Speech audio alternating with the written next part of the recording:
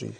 आजकल पोलर वाले हमसे बहुत ज्यादा ग्लोपाटोन और ये स्किन पॉलिश बहुत ज्यादा लेके जा रहे हैं। तो मैंने जब पूछा कि आप दोनों को ये क्या कर रहे हैं, तो कहते हैं कि जी हम लेडीज की स्किन के ऊपर ये ग्लोपाटोन इसमें स्किन पॉलिश में ऐड करके लगा रहे हैं। तो यकीन जाने बहुत अच्छा रिजल्ट मिलता है। जब मैंने सोचा कि यार इसका वैसे बहुत अच्छा रिजल्ट है, तो इसमें ये अगर ऐड करके लगाते होंगे तो कैसा रिजल्ट मिलता होगा।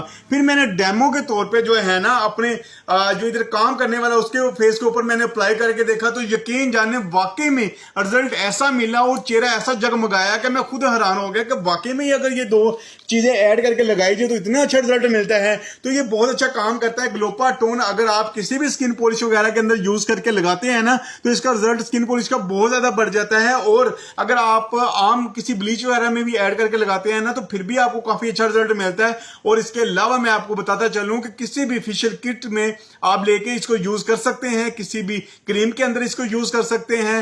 Hand and foot